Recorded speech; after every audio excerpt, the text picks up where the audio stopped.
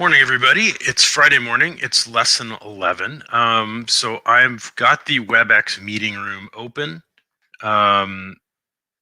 So feel free to jump into the meeting room if you're following along and ask questions. You can also post comments right here through the YouTube comments, and I should see them, and I'll try to respond to them.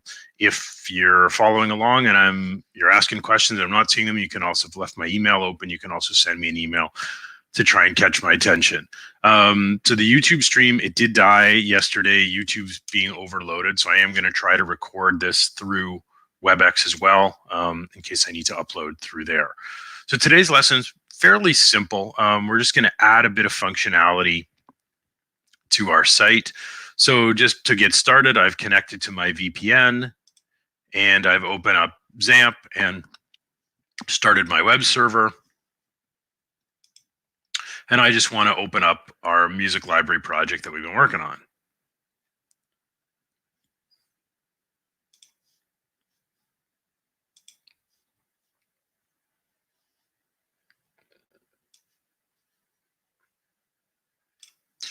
So I'm just going to open that up.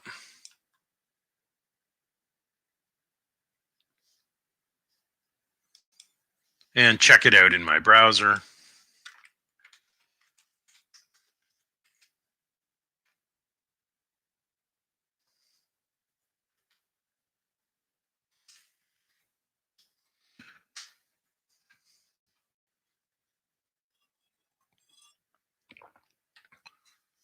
So last week we enabled file uploads, and I was able to upload pictures. Now, one thing I didn't do in last week's lesson that I just want to point out, that I added an extra video after my stream was done. When I went to deploy this to AWS, what I realized was on AWS, like on many web servers, you're not actually able to upload files. AWS blocks those. So in order to fix that, we need to enable some permissions. So I'm just going to show you how to enable it, because you are going to need to enable this permissions for your assignment. So I'm going to connect to my AWS server and go into my music library. So in here, in my IMG folder, I had this artist subfolder. So this is the folder where we're uploading the artist photos to. So in order to enable permissions, you need to right-click on the folder and choose File Permissions. And by default, this public write permission is going to be disabled. So you either need to check that box, or you can set in this text box this numeric value. You can change it from the default setting, which is 755. You change it to 757, which enables the write permissions. So if you're building the content management system for option B and you're doing the logo upload, whatever folder you're uploading that logo to on your assignment, you'll need to make sure public write permissions are enabled. If you're doing option A, where you're just uploading images alongside your own data, whatever application you're building, then again, whatever folder you want those files to be saved to, you need to enable this public write permission. So that was something I checked. I should have checked during the lesson last week. I checked after, and I did record how to do this in last week's video, but just in case you didn't see that, you'll need to go through these steps. So what I want to do is I want to add some sorting and searching functionality to our artist list page. So many times when we see web pages with tabular data, just go and maybe pull up a page where there's a data table.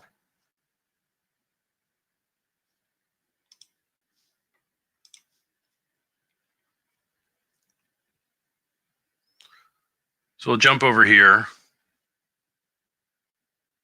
and I'm going to find a page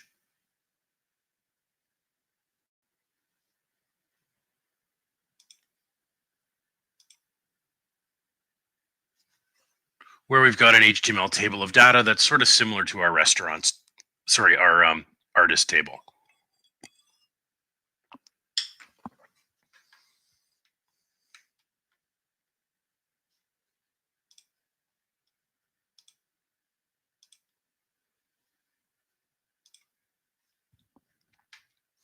So here's a grid of rows and columns, a little more sophisticated version of what we've got here. And typically we see in most tables that the headings are often sortable. So if I click, it sorts in one direction. And now in this case, all the row values, all the column values are turned bold. So I can see this is the column I'm sorting on. And then if I click it again, it's going to sort in the opposite direction. So we want to enable this in our artist list to make our column names clickable. Maybe not the website, so maybe that's not as important, but certainly the name and the year founded. So we want to be able to click these and have them sort alphabetically A to Z. And then if I click it again, I want it to sort in the opposite direction. I'd also like to have some kind of visual indicator. So I get the cursor indicator here, which tells me, plus I get this little tooltip, which is sort of neat. But this tells me that, hey, you can click on this and something will happen. So there's a really useful open source JavaScript library that we can implement that's going to add this functionality. We don't really need to write this code ourselves. And there's a neat library called Sortable. I've put the link for you in the Lesson 11 folder. By the way, your quiz is now open. It's available anytime until midnight tonight for you to do at home. So I'm going to open up the link to Sortable.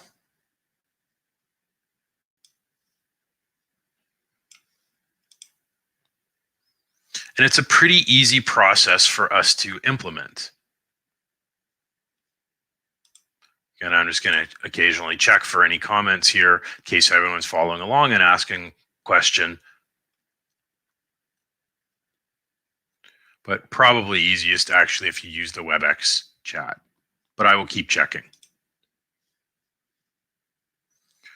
So I'm going to open up this link.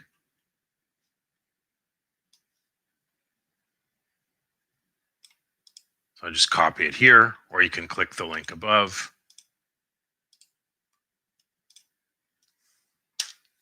So this developer's created this little JavaScript library.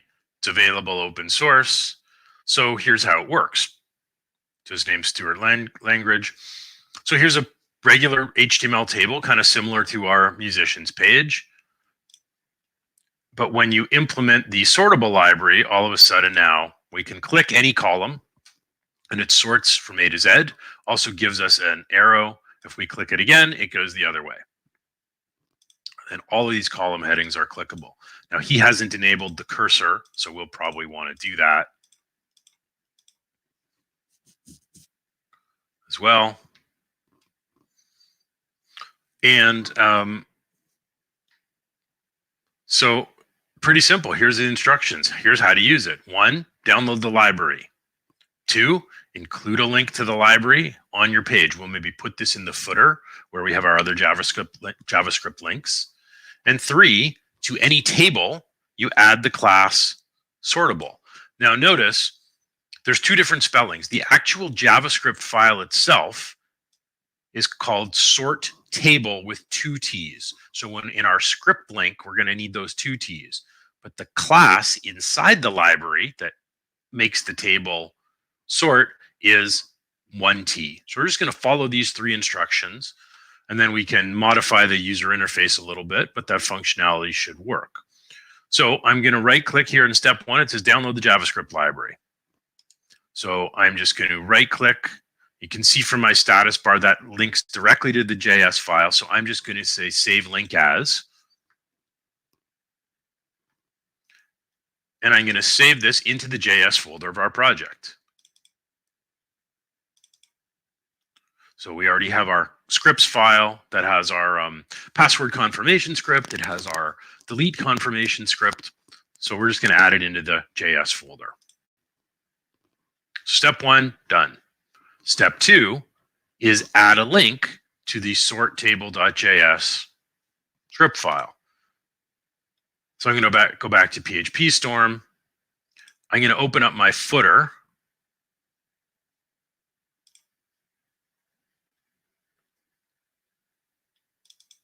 Because this is where we've got our other JavaScript links for Bootstrap and jQuery, our own custom JS. So I'm going to add it in here.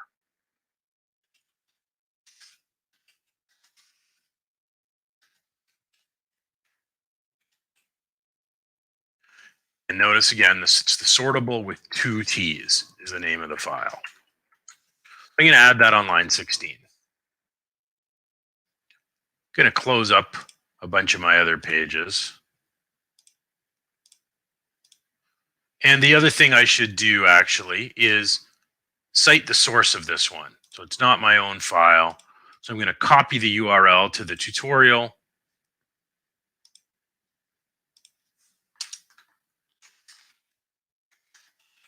Table sorting script from, and I'm going to make sure I give credit to the author. Also, if I have any problems with it later on, or someone else is working on this application, they don't really know what the script is, where it came from, they can now click that link and go and read how it works. If maybe it stopped working or they want to make changes. And also, I need to give that other person credit for the code. Okay? And you should be doing the same whenever you're using third-party code. So step 2 is done. I downloaded the library. I've included it in my page. And the last thing we need to do is simply add the sortable with 1T class to any table where we want the column headings to be clickable and the user to be able to sort the data. So I'm going to go to my artist list, just save that change, go to my artist list. In my table on line 31, I've got this comment 4A, create a grid. I'm going to add a new class in here. So we've already used Bootstrap's table, striped, and hover classes. That makes our table full 100% width. It alternates the background colors, and it also gives us this little mouse over effect. So as the user moves the mouse, the background color changes and the row that they're currently on is highlighted. So I'm going to add in here the sortable class 1T. Save that change, and let's go and look what happens. So now when I refresh, there's no visual indicator. That's something we're going to have to add. So when I mouse over, it doesn't look like these are clickable. However, they are. So I've enabled the library. So notice I get a down arrow.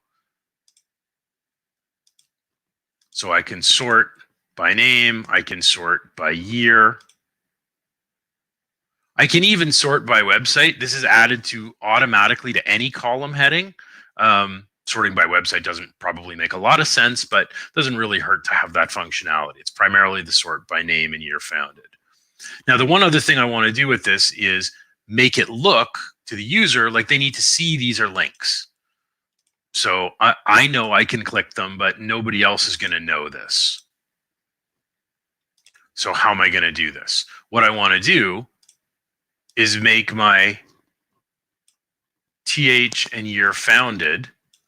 We'll just make them, would wrap them in anchor tags, even though those anchor tags don't go to any other page. That's going to give them the appearance of links, such as the cursor effect, getting the cursor effect when the user moves their mouse over top. So I'm just going to put in an empty anchor tag. Typically, we just link to a hashtag. It can also be used for bookmarking.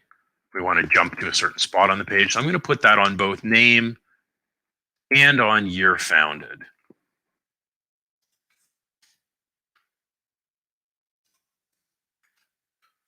I'm going to wrap each of these heading values inside an anchor tag. I'm not going to bother with the website because there's really no reason for me to prompt users to click on that column heading. Sorting by website doesn't really make a lot of sense. I don't think it's something that a user is actually going to do. If you want, we could add it, but so now notice the column headings are blue. I guess if I wanted to be consistent, I could do the same on this one. It now gets the Bootstrap, the TH effect, the default TH, so it's underlined, and now when I mouse over it, I get the cursor. So it's more apparent that these are links that a user can click and interact with, and something's going to happen. So if I don't like that my website link is just black here, I could wrap that as well, I guess. So I'll just give that an anchor tag. Not necessary. It will look more consistent if I do. So I'll throw an anchor wrapper around my website tag as well.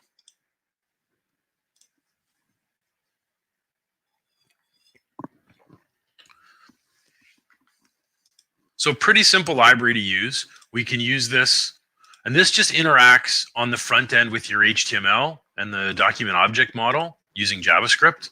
Doesn't actually require jQuery. And we can also use this. We can use this basically any place we have an HTML table. So any website, doesn't matter whether it's built in PHP, ASP.NET, JavaScript, HTML. All we have to do is the 3 steps we did. So we download that script file. Here it is. Download our sortable script, or copy it from one of our projects, link to it, as well as cite the source, and then use our sortable class. And then we're free to style the column headings any way we like. Pretty good idea, I think, to at least make them use anchor tags, use A tags, so that they look like links to our end users. So you can use this in your project. You can use this in any assignment. But as I did, I'm going to strongly recommend that you cite the source of where this script comes from. So that's our sorting. Now, the other thing we want to add today, it's going to be a little more advanced, is I want to also add a little search feature. So to give the user so we can sort. So let's say this list gets really, the list gets really long. The ability to sort certainly helps users go through the list. But we also, if the list is really long, we may want to let them enter a keyword or keywords, and we may want to match based on those keywords. So we're going to add a little search form, maybe up here in the top right. And when we search, we want to filter the list and only show artists that match one or more of the keywords. So we're going to set up the search form over here first, and then we're going to have to do some code. We're going to have to look and see if there is a search term or series of search terms. We're going to have to identify what those words are, parse them out, and then sort of generate a where clause dynamically. Be simple if we were only searching for one word, but potentially a user could enter multiple words. So we'll want to parse and be able to look for each word individually and bring up anything that matches. So first we'll build our form here. So I'm going to go back to my artist list. And up above our table,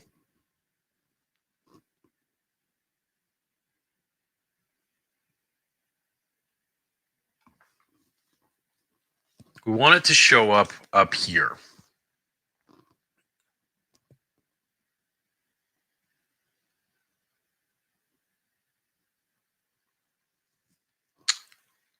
So I'm just thinking about how we want to best lay this out. So I think what I'm going to do is I want my artist, my add new artist still. Well, I guess we don't see that right now. I'm just going to log in for the moment so that we can also position the form in a sensible place. So I'll just log in here.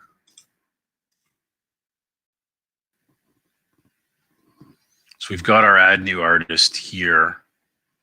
And we'll maybe put our form off over on the right side. So I think what we'll do is this. I create a div tag.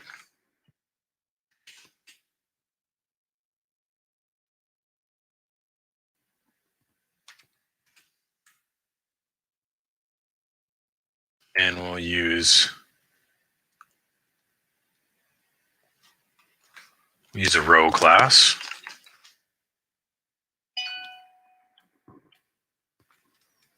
And I'm going to move this if statement up here.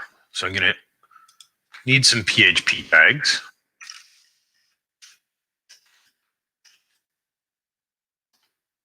Probably have to play with the formatting of this a little bit. I'm going to move this if statement here. So we're going to show it And I'm also going to wrap this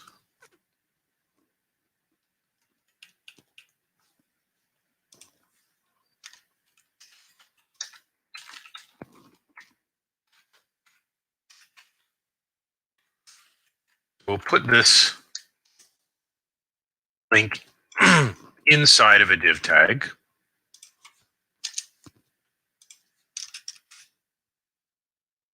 But if the user shows up, we're going to have this add a new artist link showing up on the left side. And over on the right,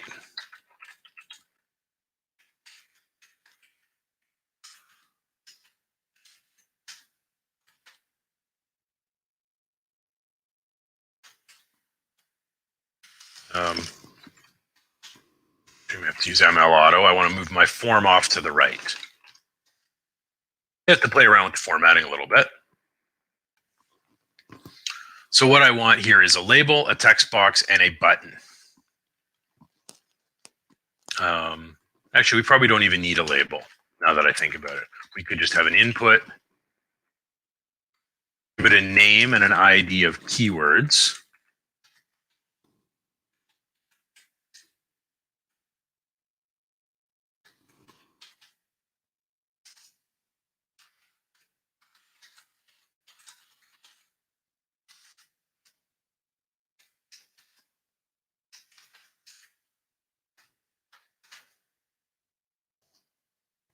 And then we'll put a button beside it.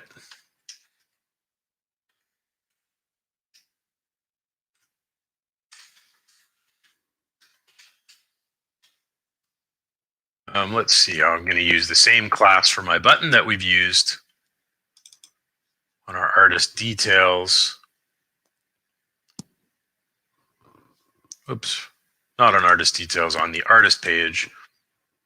We've used BTN primary, so I'm going to use that same color.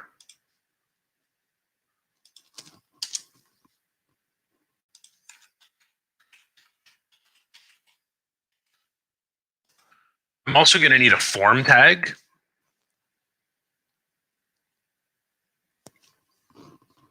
Because we want this to submit, and so we're going to need an invisible form here. Now, we said at the beginning of the semester, when we started building forms, we almost always used post, but the one time where get was commonly used was for searching. So it's okay that the parameters show up in the search bar, that whatever terms the user enters in. So I'm going to say method in this case. I could leave it blank, but I'm explicitly going to put it in as get. The action I could also leave out, because if I leave the action out, the form will submit to itself. And that's what I want to happen. We don't want to take the user to a different page. We want to reload this page. We want to pass in the search terms. And then before we run our query to get all the artists, we want to filter them if there are search terms. So I will still put the action in as artist list. Neither of these attributes are actually required because these would be the defaults if I left them out. We'll actually try it. I'll try the form and then I'll take them out and we'll see the behavior is going to be the same. And then I'm going to move my closing form tag down here. So my button and my input, they have to go inside. They've got the inside the form tag. Let's see how this looks for a minute.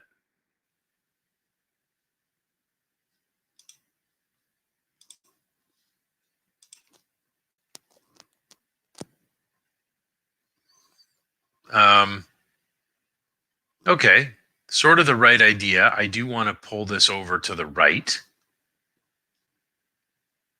So I want my search form to appear over here instead.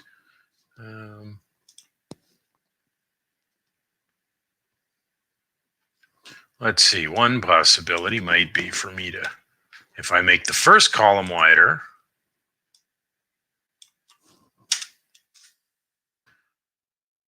see what that does for us. Okay, good. So now this is 9 columns wide. Now I should also probably look at it. What does it look like if I'm an anonymous user? So I'll just jump over to Chrome, try it out there as well, where I'm not logged in. Yeah, so my search form is still here, even without my add a new artist link showing up. So that's good. That's what I want. So what happens now when I enter a search word? Let's say I search for the. So what happens? So my page reloads, and now my keyword the is in the address bar. This is fine. Almost all websites that have a search, we tried this on the Globe and Mail, we tried this on Amazon. Typically the searches use get, which means the search terms show up as URL parameters. That's okay. It's not really private information in general.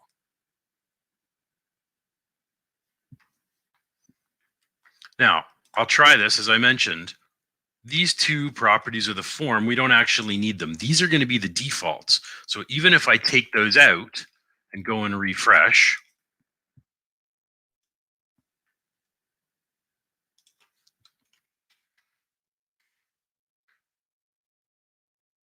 my form behaves the same way. It still posts, it still submits to itself. The method is get, and the parameters show up in my address bar as part of the URL. So we don't actually need them. Generally, I prefer less code as opposed to more, but I'm going to put them back in just so that we're really clear, because we are doing something different than what we've done with any of our other forms. We've never used get for a form method, and we've never built a form that submits to itself. So now we've got to make some changes in our query.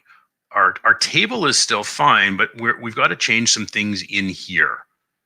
So our base query is okay, and our fetch all is okay, but we got to make some changes, because what we need to do is every time the page loads, before we go to the database and get the list of artists, we need to check, do we have any keywords? And if we do, we need to parse each word, and we're going to run this as an OR query. So our search will return any artists that have any one of the keywords in the name. We'll maybe just look at another website for a minute just to see how this works. So go to Indeed. Maybe we can do a little job hunting. I know it's not the best time right now. So let's first search for, let's say, PHP.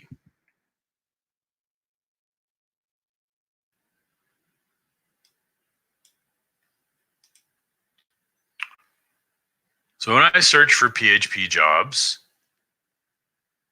I get 2. Actually, maybe I'll just broaden my search a bit.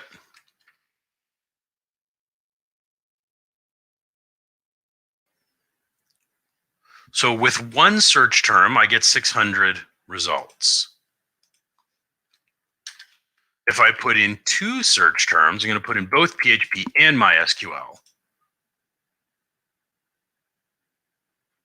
Now I get 198. So in this case, what this tells me is the way this website works is it's doing an and search. Obviously, if I put in 2 words and I get fewer results, the default is it's searching where both this and this are found. Now, I also have the ability to go to an advanced search. So by default, they use all of the words. But I have the option to search with at least one of the words. In that case, I'm probably going to get more than the 600 jobs I found before. Yeah, so I get almost double. So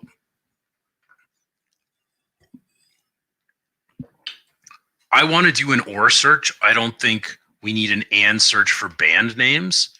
It's simple enough that I think we can do OR. So we're going to have to check. We're going to have to parse out this keywords value, look for spaces, and every time we have a space, we're going to need to add a new condition to our where clause. So if the user adds 3 words, we're going to have 3 conditions in the where clause. If they're loading the page for the first time and they're not searching, well, we're just going to go and fetch all the artist list, all the artists.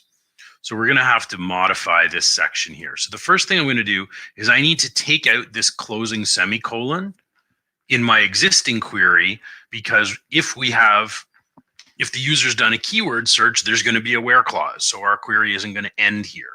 So I'm going to take out that existing semicolon for starters.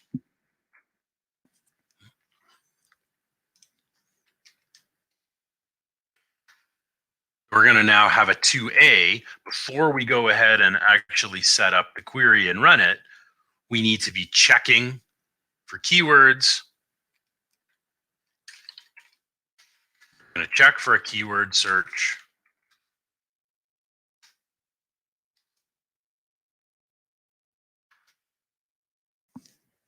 So I'm going to create a couple of variables here. First variable I'm going to create is one called word list, and I'm going to initialize it to null. If we do have a series of keywords, we basically are going to want to convert those from one string that are separated by spaces. We want to convert those to an array. So if I enter something like this,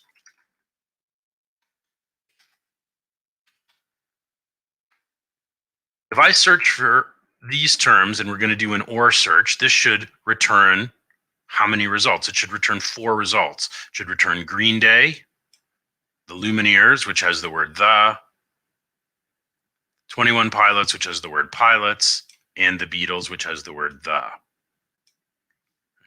So we're going to need to convert this single string to an array of individual words. So that's what I'm going to use my word list variable to do. The next thing we're going to check, so we'll create a second variable for keywords.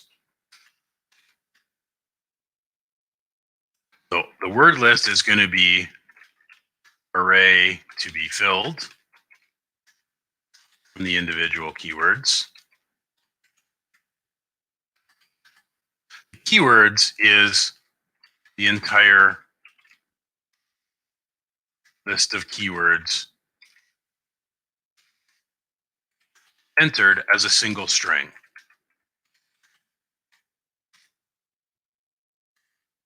So when I search here this way, this keywords variable has a value that includes all 3 words. This is, right now it's considered one value. So we need to split it up. We need to identify the spaces and split it up and parse that and convert this from one value into 3. We want to convert that into an array of 3 elements.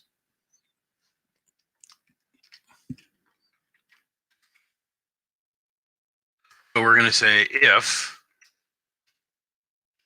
we're going to use the get variable. If that's not empty, that means our user has put in a search term. So we want to fill, first of all, our keywords equal to the get variable. So go ahead and grab that string words from the URL.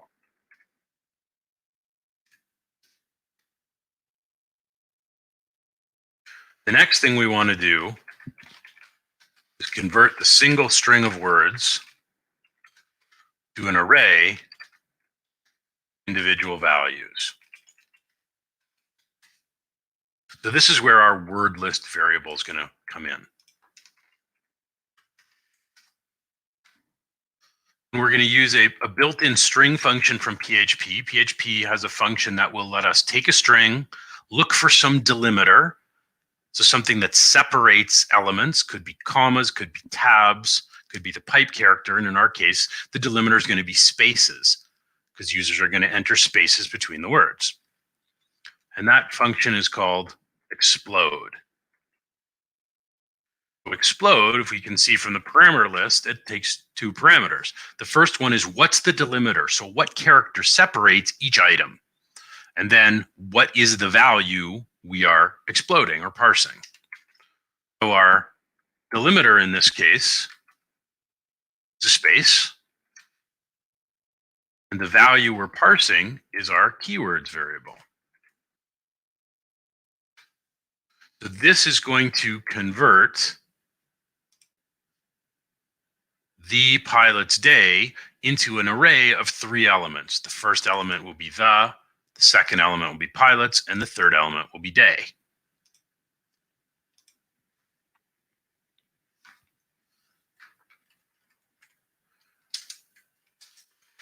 And then we need to start appending the where clause to the existing SQL variable. So we're still going to use select star from artist, but we know if the user's done a search for keywords, we now have to dynamically build a where clause. So the first thing we're going to do,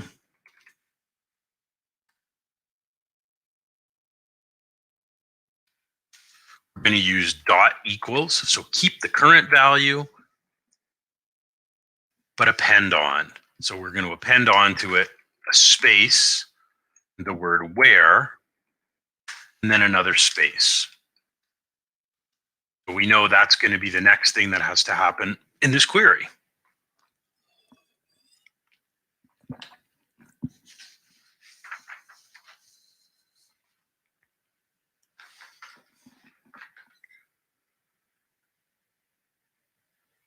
We also want to know, so here's what we need to do. So if we've got 3 words, after the where, we need our query is going to look something like select star from artist where name like, and then the first word, and then we're going to need to append on an or afterwards.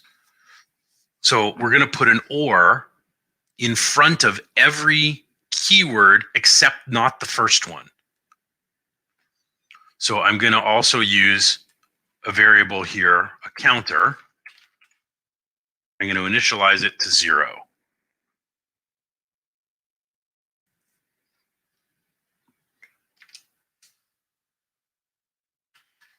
Now I want to iterate through the word list array and add a condition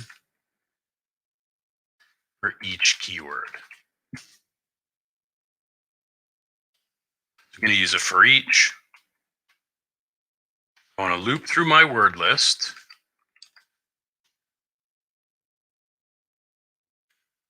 I'm going to create, whoops, this should be word list.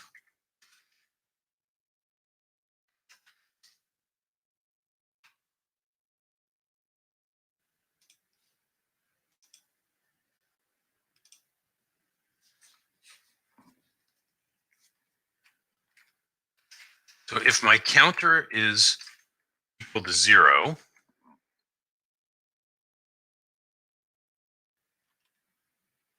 actually, sorry, we'll do this. If it's greater than 0, if it's not the first word,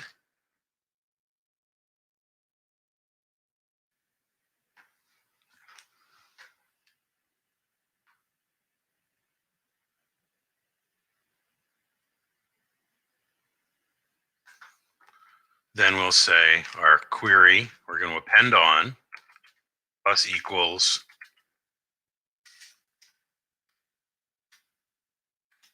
or. We're going to put that before each of the conditions, but not the first one. The first one, we just have where condition, and then for all the others, we have or condition.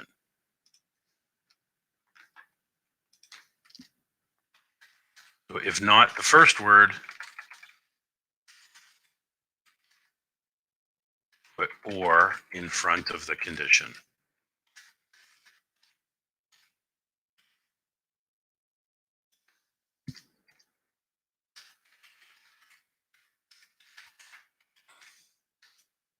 Then we're going to append onto our query again.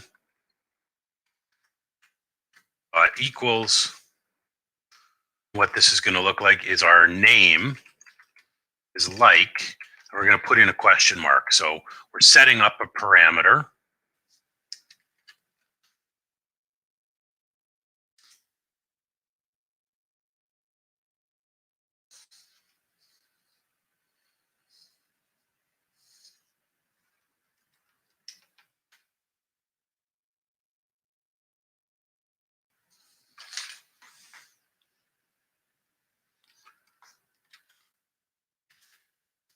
And then we're going to update our array. So what we want to do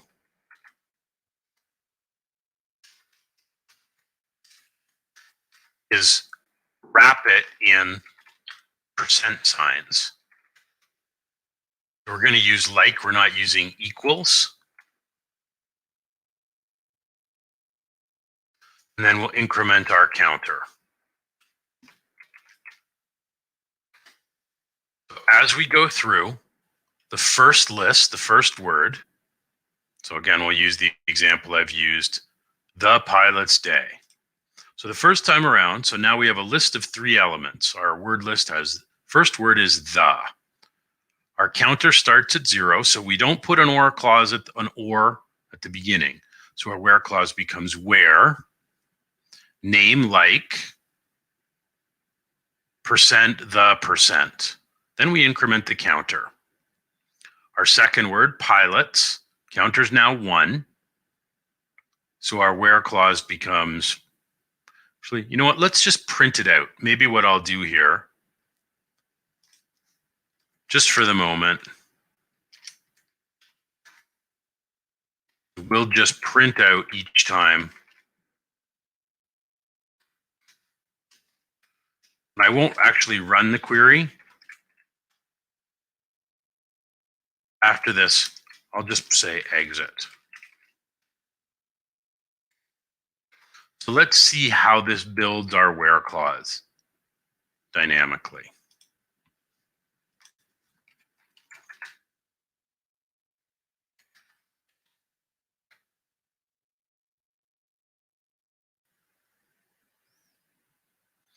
Okay, guess we got to make a little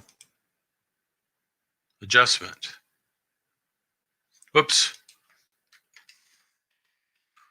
Print out the index, not the whole array. So this is just here temporarily.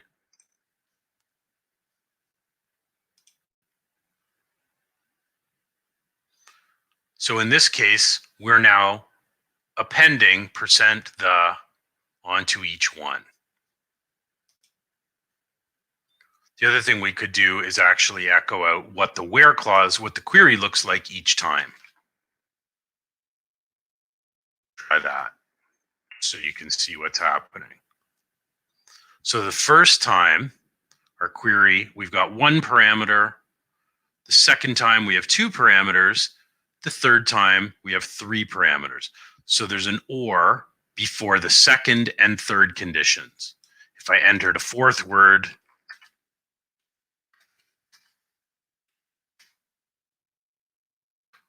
we now get 4 parameters with the or in front of each one. So these question marks represent the parameters. And our word list array, it now has each word wrapped in percent signs. So if I run the query like this, it's still not going to do any filtering. Let's try it. If I do this, whoops, I can take out my exit.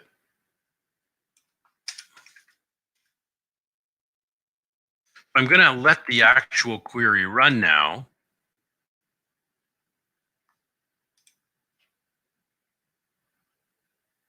But we get an error. The reason is, and actually I'm gonna take out my error handling. I'm gonna comment out my try catch so that it crashes. We'll put try catch back in later once this is all running properly.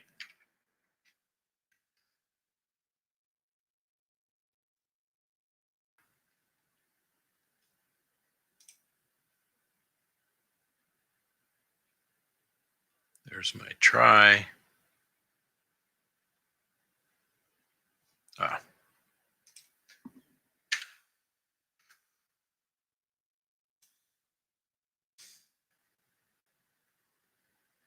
So now I get this error. No parameters were bound. So we didn't use bind param statements, but using these question marks is really the equivalent of a bind param statement. They're just a little more general. They're not as explicit because we're not, for example, setting up data types like we do in bind param. But we need to use this dynamic feature because we don't know how many parameters our query is going to have in this case. Every time the user enters a new keyword in the search box, we have a new parameter. But we've created these 4 parameters, but we've never passed them. So the thing we have to change now is our execute statement's got to change.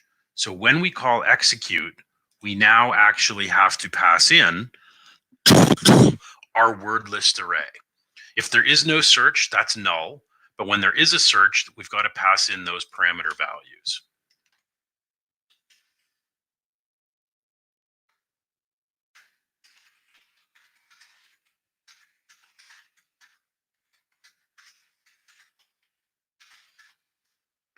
Making a note that we've modified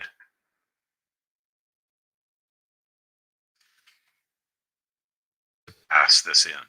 So we've got these 4 parameters, we have to pass in values. So now it looks like this. Okay, so now our list is filtered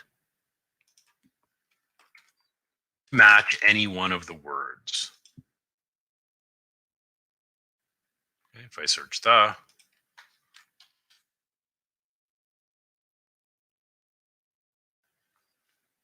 okay. So now my filtering is done. Now there's a couple other little things we're going to do with this. We're almost done, actually. I want to keep it short for today. I know you've got a lot of work to do on your assignments.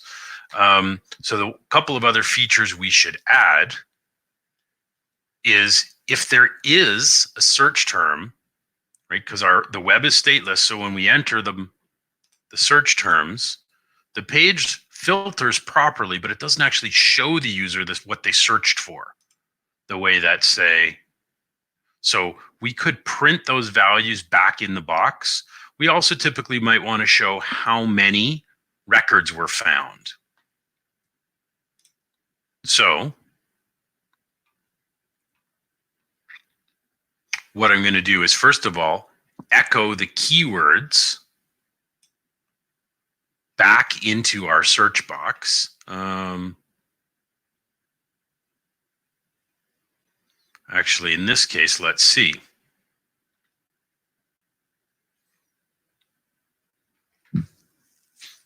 So if we were going to do that, because this code is actually running after our keywords box, we could try it this way. Let's see.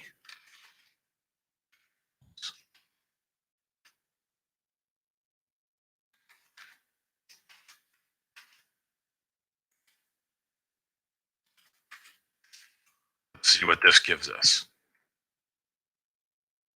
I need an echo. So if we're going to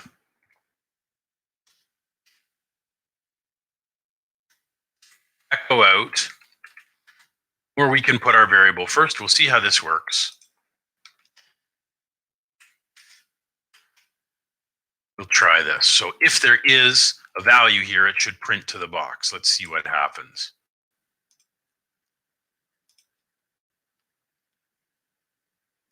Okay.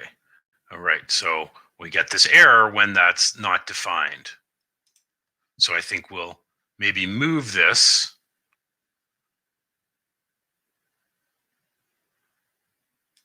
So I'm going to move this variable. I'm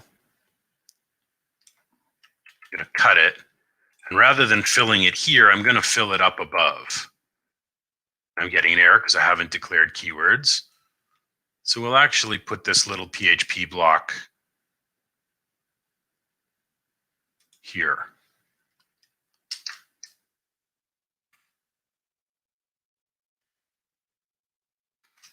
If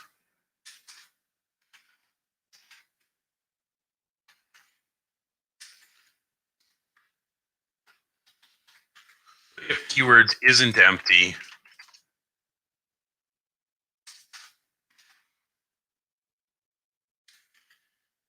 we're just moving this logic up above.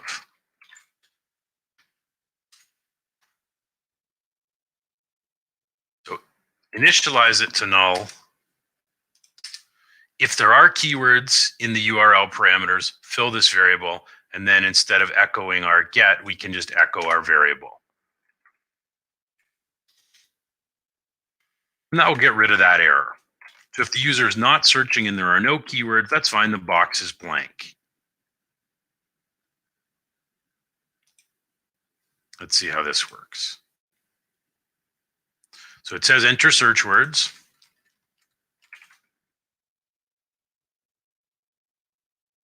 But now when I do a search, the value, it looks sticky. Even after a form submission, it's still here.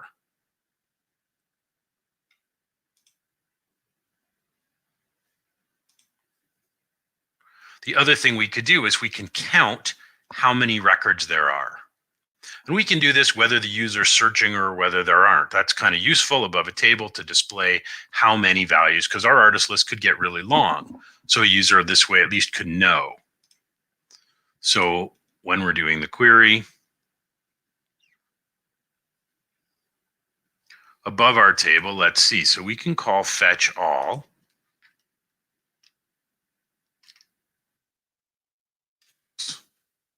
I have a sticky enter key on my keyboard.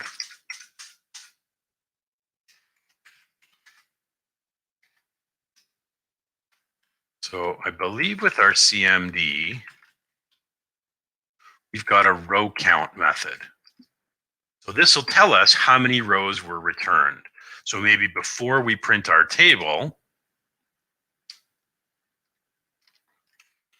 you can say, maybe in like a little H4 tag,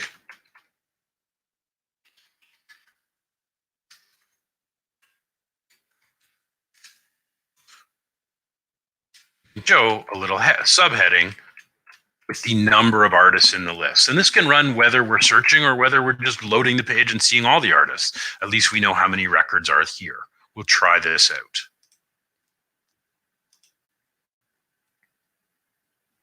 So we get 6 artists. This heading's a little big. Maybe I want to make it smaller. I'll maybe try an H5 tag instead. Looks better. So 6 artists, and if we search, tells me that we've got 2. You know, I can even search for a single character. This will give me all the artists that have an A anywhere in the name, which is 4.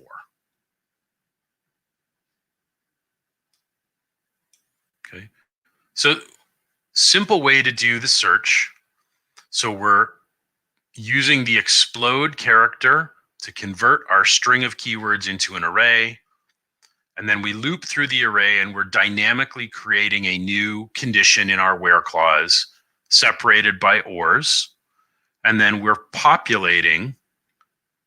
So if I create 4 parameters, we're populating them when we call execute rather than, so far, every time we've been calling execute, we've never passed anything here, but we pass our parameter values, our arrays with our percent delimiters. And then we have a functioning search page. Okay.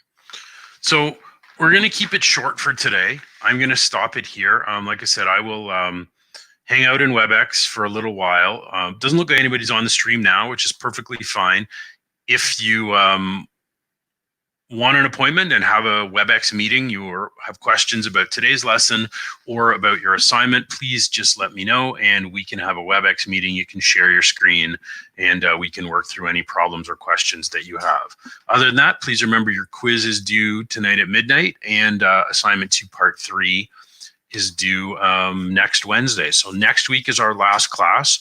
We're going to look at APIs. So we're going to integrate a bunch of things. We want to integrate a few different third-party services into our application. We also want to build our own API. That's going to be a really useful lesson because we're going to do a lot more of this in second year in both our ASP.NET and Node.js classes. So I'm going to sign off for now. So there's only one video for today. So it says part 1, but there is not going to be a part 2 or part 3. We'll keep it short and sweet. If I don't hear from you, have a great weekend, and I'll stream again 9 o'clock next week.